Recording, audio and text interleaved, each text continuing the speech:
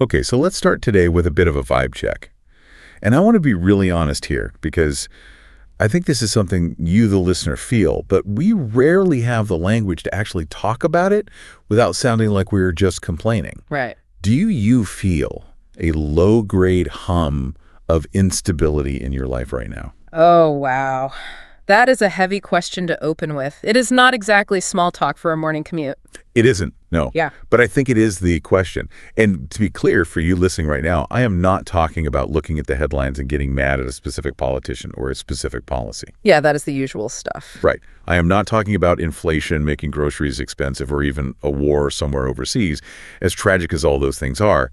I am talking about a visceral feeling, like you wake up, you look at your phone, you go to work, you talk to your family, and underneath it all, there is this vibrating sense that the ground itself is shifting. The rules of the game are changing. Exactly. It is the feeling that the game of life, of society, of how we relate to one another, it is all morphing while we are in the middle of playing it. Yes. And the immediate reaction for most of us, and I definitely include myself in this, is to internalize it. We think, am I going crazy? Or we just shrug and say, well, that is modern life. Modern life is chaotic. It is supposed to be fast and confusing. Or we look for a villain. Always. That is the most common response. We say it is the economy, or it is the election cycle, or it is the social media algorithms making us all anxious.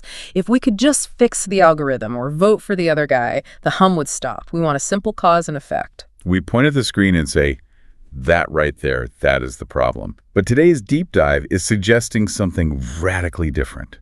It is suggesting that those things, the politics, the inflation, the anger, those are just symptoms. They're cracks in the plaster.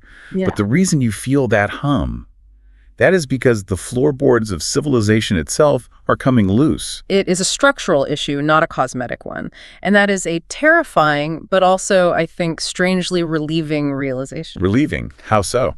Because if the problem is structural, it means you are not crazy for feeling the wobble. The floor is actually wobbling. Precisely.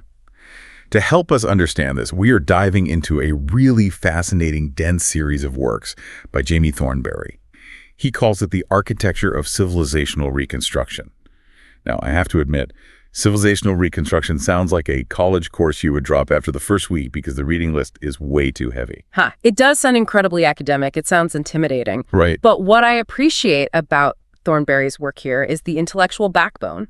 He is not just a guy with a webcam ranting about society based on vibes. He is pulling from heavy hitters. Real deal philosophers. Exactly. He is citing Nick Bostrom on existential risk and the nature of intelligence. He is pulling from Luciano Floridi on the philosophy of information, how we interact with data in a digital age. He is looking at Martha Nussbaum on ethics and human capabilities. Yeah, he has brought the receipts. This is not just opinion. It is a synthesis of a lot of high-level thinking. He has, Yep. but he translates it into something that feels like lived reality. He is looking at what he calls metaphysical instability. Which, again, sounds terrifyingly academic. Metaphysical instability. I feel like I need a tweed jacket just to say it out loud. But stick with us, because it is actually the most relatable thing we have discussed in a while. It really is. The promise of this deep dive is that we aren't going to talk about the news. We are going to look beneath the news. We are going down into the basement and checking the foundation of the house. We are going to look at why everything feels so fragile and why fixing the windows won't help if the foundation is sliding into a sinkhole. So to guide us through this massive body of work, we have extracted the 3 most transformative ideas from Thornberry's framework. If you walk away with nothing else today, these are the 3 things that explain that hum you are feeling. The core pillars. Right. Number 1 is the omni-crisis. Why 5 different problems from schools to AI are actually just one problem wearing different masks. Number 2 is the silent agreements. The 3 specific things that every stable civilization in history believed and that we have just stopped believing. And the third one is the spooky one. Yeah. Number 3 is the hollowing out. It is about how institutions become zombie versions of themselves. These are big ideas. Yeah. And they challenge a lot of our modern assumptions. They are huge. So let's unpack this. Let's start with transformative idea number 1. It is not 5 crises, it is 1. When we look at the world, we usually see a bunch of separate fires, right? Right. I look at the school board meeting shouting match, and then I look at the tech stock crash, and then I look at a political scandal, and they seem like entirely different worlds. We compartmentalize. It is a survival mechanism, honestly.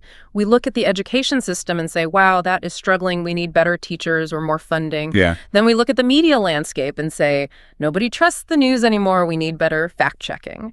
Then we look at politics and see polarization. Right. And we treat them as separate domains that need separate experts to fix them. It is like get an education consultant for the schools, get a tech regulator for the internet, and a campaign strategist for the politics. Exactly, but Thornberry argues that if you look closely, the pattern in every single one of those domains is identical. It is the same signal appearing on different frequencies. It is not a series of policy failures. It is a failure of shared reality. But wait, let me play devil's advocate here for a second. Aren't schools actually different from, say, a social media platform? Sure. I mean, one is about teaching kids math and reading. The other is about arguing with strangers online. How can you say they are suffering from the exact same crisis? That is a very fair question. On the surface, the mechanics are totally different, but look at the purpose of the institution and what is happening to it. In both cases, the underlying agreement on what the institution is actually for has collapsed. Let's walk through the list he provides, because I think this is where you, the listener, are going to start nodding your head. Let's start with education, since you just mentioned it. We usually hear about test scores or funding issues, but Thornberry says the crisis is deeper. Much deeper. In education, there's a profound confusion about what knowledge is for. Historically, and we are talking about the university model going back almost 1,000 years, universities and schools saw themselves as stewards of truth. Stewards of truth. Yes. The goal was to form a mind that could understand reality. It was about character and truth-seeking. The assumption was that there is a truth, with a capital T, out there, and education is the ladder you climb to get a better view of it. And now, I mean, if I ask a high schooler why they go to school or a college student why they're taking on massive debt, they don't say to understand reality. No, they don't. They say, to get a credential so I can get a job. Right. Now it feels like a credentialing market. Or, in some cases, an ideological battleground where the goal isn't inquiry, but activism. And notice, I'm not taking a side on which activism is right or wrong here, left or right. The point is the mechanism has shifted. The purpose has shifted. Exactly. We have lost the agreement on the purpose. Is it for truth? Is it just for job skills? Is it for political programming? Because we can't agree on the purpose, the institution feels fundamentally unstable. Yeah. Students graduate with degrees, but often without a sense that truth is even a stable thing they can hold on to. It creates a deep cynicism. If education is just a transaction, I pay money, you give me a stamp on a paper, then the moral weight of knowledge completely disappears. It becomes a product. And you can buy a product, return a product, or complain to the manager about a product. You don't submit to a product the way you submit to the discipline of learning a hard truth. That was a great way to put it. Okay, so that is education. What about media? Media is where we see the fragmentation the most clearly. We have more information available to us than any civilization in history. We are drowning in data, yet we have almost no shared reality. Not at all. It is not just that we disagree on opinions, which is healthy. A democracy absolutely needs disagreement. It is that we are living in separate ontologies. Separate ontologies. Okay, that is a term we should define for everyone. It sounds like something from a sci-fi movie. It does. Ontology is just the philosophical study of what is real, the nature of being. When I say we have separate ontologies, I mean my newsfeed presents a world that looks fundamentally different from yours. It's not just spin. No, it is the basic facts. What happened yesterday, who the good guys are, what the existential threats are, they are totally different depending on your feed. Thornberry points out that we don't just distrust the media. We literally don't know where truth lives anymore. It is a massive trust deficit that extends to reality itself. It reminds me of that saying, we used to watch the same news and argue about the solution. Now we watch different news and argue about the facts. And now we go even further. We argue about whether the other person is even living in the real world. And that bleeds right into politics. Politics. The arena where this usually explodes. But again, pushing back a little, hasn't politics always been dirty? Hasn't it always been about spin and propaganda? It has always been about power and persuasion, yes. But Thornberry argues there is a shift from persuasion to performance. Politics has become theatrical. How so? When you lose a shared reality, you cannot debate policy. You can't debate tax rates if you can't agree on the basic facts of the economy. You can't debate healthcare if you can't agree on basic biology. So politics becomes a battle over reality itself. So it is just a show. It becomes performative. It is not about governing. It is about signaling to your tribe, hey, I see the world the exact same way you do. It feels like pro wrestling, right? Right. It is scripted combat. You know the moves, you know the heels and the faces, but you also know on some level that it's not fully real. It is just content. In many ways, yes, it is wrestling, but with nuclear codes and actual economies at stake. And then you add technology and AI into this mix. Right. Domain number 4. We have accelerating capability. Machines are getting smarter and faster every single day, but we have diminishing agreement on the direction we want to go. We are building a race car engine, but we are violently arguing over whether the steering wheel is real. That is a terrifying image. We are going 200 miles an hour, but half the passengers think the cliff ahead is a hologram. And the other half is cheering for the cliff because they think it magically leads to a utopia. It is that massive disconnect between power, what we can do, and wisdom, what we actually should do. And the last domain he mentions is identity. This one hit me hard because it feels the most personal. Yeah. It is not about systems out there in the world. It is about how I feel when I look in the mirror. This is the personal toll of the omni-crisis. In a world where reality feels fluid, where institutions are crumbling, where truth is constantly debated, identity becomes a performance too. Yeah. We feel this immense pressure to curate ourselves. We brand ourselves on social media. We have to invent who we are every single day because there is no solid ground to stand on. It is the difference between being a neighbor or a mother or a citizen, roles that are given to you, roles that have a built-in script, and being a brand. Exactly. If you are just a brand, you have to constantly pitch your own existence to the world. You have to update your bio. You have to manage your optics. It is exhausting. That is the word, exhausting. It is the exhaustion of constantly having to justify your own existence. So connect the dots for us here. We have education, media, politics, tech, identity. How is this all one single crisis? Thornberry calls it a metaphysical instability. It is a crisis of meaning that begins beneath politics. The common thread in all 5 of those domains is the loss of a shared agreement on what is real and what is valuable. Okay. When you treat these as separate fires, you are just chasing symptoms. But the root cause is that the trust deficit has hit the bedrock. We don't trust that there is a there there. This is the not crazy moment for you listening right now. Yeah. If you feel like the world is gaslighting you, it is not just you. It is because the shared agreement on what is real has actually fractured. Thornberry uses this analogy of the house that I love. He says, think of society like a house. If the foundation cracks, the windows jam and the doors stick. Right. And we are standing in the hallway screaming at the door because it won't close. We are blaming the carpenter. We are blaming the wood. We are writing angry op-eds about how doors used to close so much better in the 90s. I get it. But the problem is deep underground. The foundation has shifted. And you cannot fix the foundation by painting the door. Exactly. And that is why all the surface level fixes, voting harder, posting better, tweaking regulations, they feel so ineffective, they aren't reaching the actual problem. So if the foundation is the problem, we need to know what the foundation is actually made of. We can't just stare at the crack in the wall. We have to go into the basement. Which leads us perfectly to transformative idea number 2, the silent agreements. The premise here is that there is a hidden layer to civilization. This is the core historical insight in the entire series.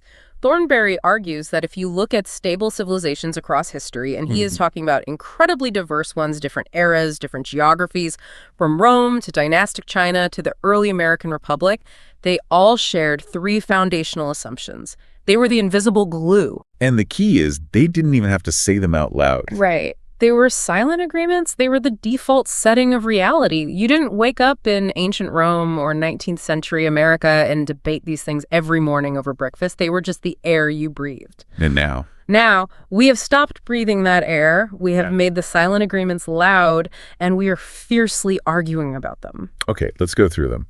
Because I think this is where the rubber meets the road. This is the difference between a society that holds together and one that flies apart. What is silent agreement number 1? Agreement number 1, truth is real.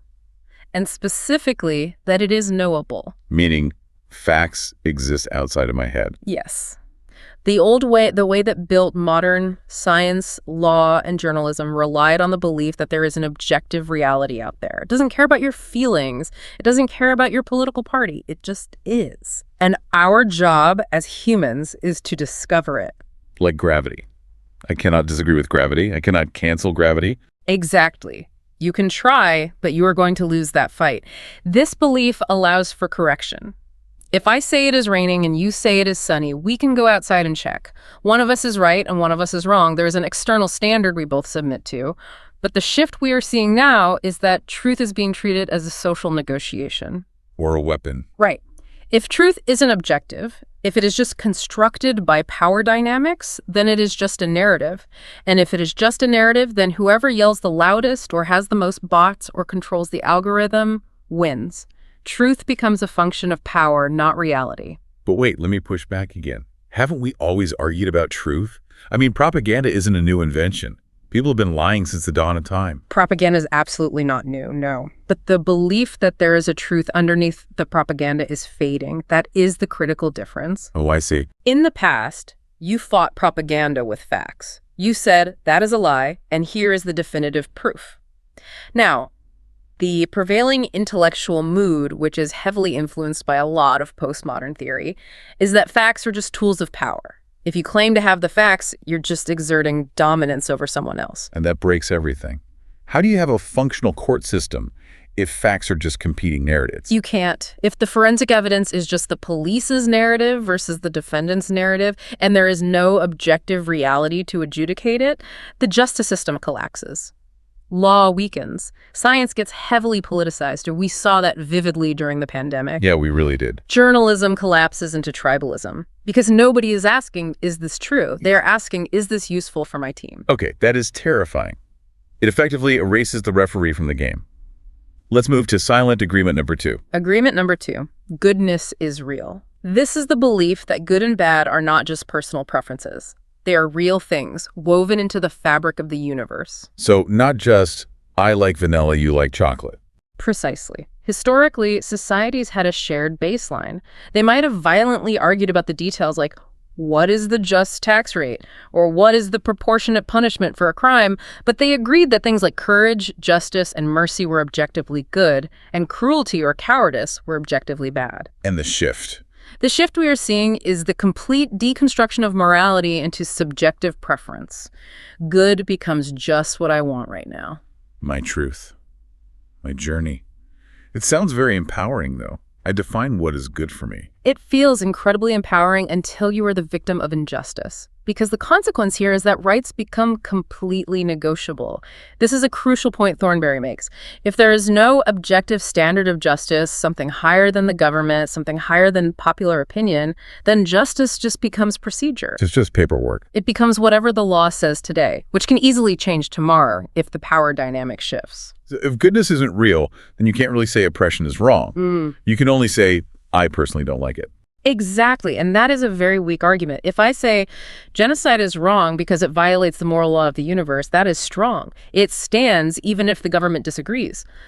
But if I say genocide is wrong because I personally find it distasteful, it is flimsy. It is just an opinion. It pulls the rug out from under any real moral progress. Martin Luther King Jr. didn't stand up and say, I have a preference. He appealed to the moral arc of the universe. He appealed to an objective goodness. Right. If we lose that agreement, we lose the ability to critique power at all. We just have power struggling against power. It's just a cage match. Wow. Okay, silent agreement number 3. Agreement number 3. Human flourishing is real. Or, to put it another way, human life has an actual purpose. This feels like the big one. The existential one. Yeah. It is. The old way was the belief that human life has a direction. We are building towards something. There is a telos, that is a Greek word for end goal or ultimate purpose. We aren't just biology floating randomly in space. Yeah. We are agents with a destiny, whether you view that through a religious lens or a secular humanistic one. We are going somewhere. And the shift. The shift is that meaning is now something you have to invent for yourself from scratch. We live in the age of the blank slate. Which, again, sounds freeing to modern ears.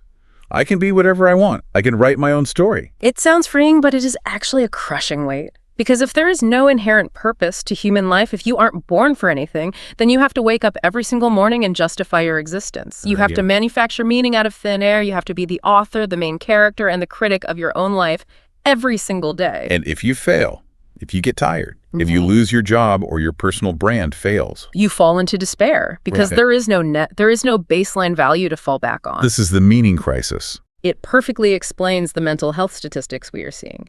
It explains the demographic decline. People stop having children when they don't have confidence in the future. If life has no direction, why bring more life into it? If it is all just random atoms bumping into each other, what is the point?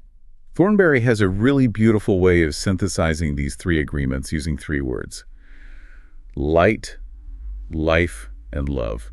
It sounds a bit poetic, but can you break down how that maps to the heavy philosophy we just discussed? Yeah, it is a great mnemonic to help hold these big concepts. Light equals truth. It is the idea that reality is intelligible. We can actually see it. It is not fundamentally dark and chaotic. It is lit up and knowable. We can understand the world. Okay, light is truth. Life equals flourishing. It is the idea that growth has a specific direction. We are moving toward more life, not just entropy and decay. Got it. And love equals goodness.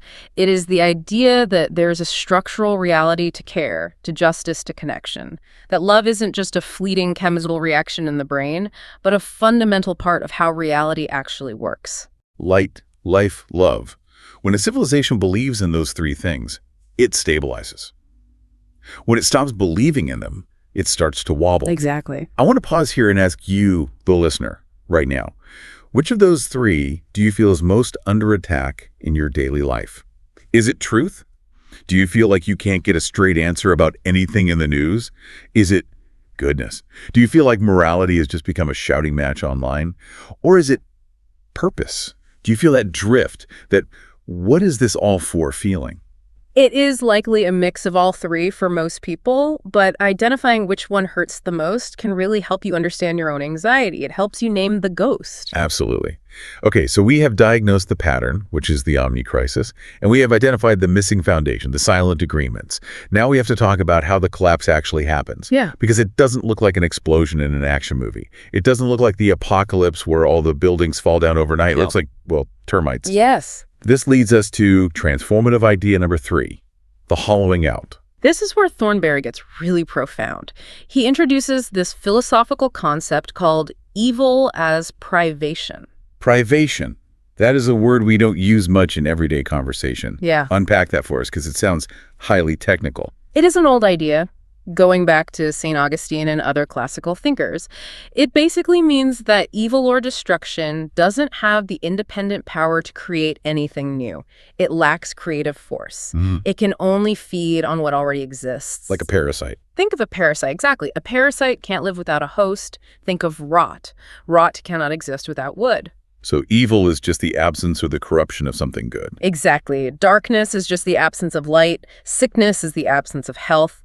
So destructive ideologies or systems don't create new realities. They hollow out existing ones. They mimic the outward form, but they completely eat the substance. That is, oh wow, that is creepy, but it explains so much about that zombie feeling we talked about earlier. It explains why our institutions look exactly the same on the outside, but feel completely dead on the inside. Thornberry calls them zombie institutions. So let's look at the decay patterns he mentions through this specific lens of privation. Take the media again. The institutions of media, the newspapers, the legacy cable channels, they are still there. They have big, shiny offices in New York. They have expensive cameras. They keep publishing articles every hour. But the internal goal has completely shifted. Because the original goal was truth. The original goal was truth. The new goal is narrative competition or just pure engagement. The shell remains, but the soul, the pursuit of truth, has been hollowed out. It looks like a newspaper, but it acts like a Skinner box designed to perfectly stimulate your dopamine. Or academia. We mentioned this before. But applying the privation model makes it so much clearer. Same exact thing. The universities are still there. The ivy is still growing on the brick walls. They keep granting degrees at graduation ceremonies. But if the internal logic shifts from stewardship of knowledge to theory, tribalism, or just credential selling, the form is there, but the function is completely gone. It is a hollow shell relying entirely on the reputation of the past. It is burning the social capital stored up by previous generations who actually believed in truth. And government? Government keeps passing laws. The buildings are still very impressive. But the shift is from governance, actually solving complex societal problems, to perception management. It is about managing how things look to the voters rather than how things actually are. It is a simulation of governing. It is the termite infestation. The structure looks perfectly fine from the street, but if you lean against the living room wall, you might fall right through into the yard. And this brings us to the highest stakes of all. Why does this matter right now? Why is this more urgent than, say, 50 years ago? People have been complaining about kids these days and moral decay since ancient Greece. Why is this time actually different? $1 million question. The answer is artificial intelligence. Thornberry has a video specifically about this, right? Yeah. AI is not the biggest risk. Losing this is. Right. And his argument flips the standard AI fear completely on its head. Usually people are afraid that machines will get too smart. They are afraid of the Terminator scenario, Skynet becoming conscious and deciding to wipe us out because it inherently hates us. Right. The evil robot overlord Trump. But Thornberry says the risk isn't that machines get too smart. It is that humans forget what intelligence is actually for. Ooh. That is a pivot. Say that again. The true existential risk is that humans forget what intelligence is for. We are currently building these hyper-intelligent optimization machines. AI is essentially an engine. It blindly accelerates whatever you put into it. It is a massive force multiplier. Okay. If we feed it truth, goodness, and purpose, it could help us flourish beyond our wildest dreams. It could cure diseases, solve energy crises, help us understand the deepest mysteries of the universe. But if we feed it our current confusion, if we view humans as just preference machines, if we have lost those silent agreements, then AI will simply optimize our basest impulses. it becomes a chaos multiplier. Exactly. Imagine an AI optimized solely to maximize engagement. We already have primitive versions of this with social media algorithms, and look what that did. If goodness isn't real, then engagement is just whatever keeps you clicking and scrolling. Anger, lust, fear, wild conspiracies. The AI doesn't care. It doesn't know the difference. It has absolutely no moral compass. It only has an optimization function. It will give us exactly what we think we want. Even if it destroys our society in the process, it will literally entertain us to death. So we face a massive fork in the road here. Path A is the optimization civilization. Intelligence without moral grounding. That leads to highly efficient chaos. We get very, very good at getting what we want, but what we want is shallow, divisive, and destructive. We optimize ourselves into oblivion. And path B. Path B is the flourishing civilization. This is where we re-anchor those silent agreements. We define what human purpose actually is, connection, growth, truth, and then we use AI to serve that purpose. I see. AI preserves human agency only if we have defined what human purpose is in the first place.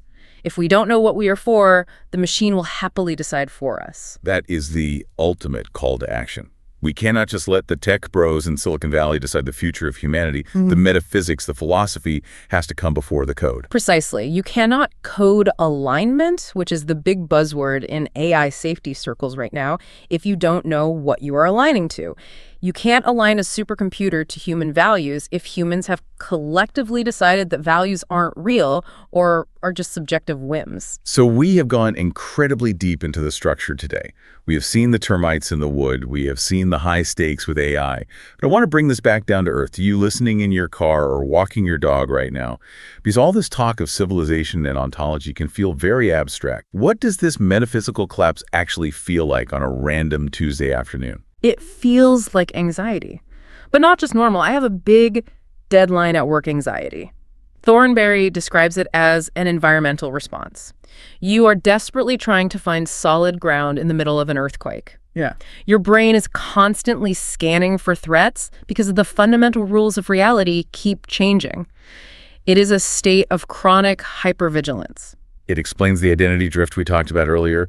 The astronaut analogy he uses is haunting. Like an astronaut whose tether to the ship just snapped. You are floating in the dark. There is no up or down. If you don't have a shared story of what a good life is, if the script is totally gone, you have to make it up on the fly. And that is incredibly isolating. That is the irony, isn't it? We are arguably the most connected generation in the history of the world. I can FaceTime anyone on the planet in 3 seconds. But we feel so profoundly isolated. Because true connection requires a shared reality. You can't deeply connect with someone if you aren't living in the same world. Mm. If your basic assumptions about truth and goodness are radically different from your neighbors, you aren't really neighbors. You are just ghosts passing each other in the hallway. You might occupy the exact same physical space, but you aren't in the same universe. So how do we fix this? And please don't say vote harder or donate to this political cause. Yeah. Because I am honestly tired of those answers. No, definitely not that. Thornberry is very clear on this point.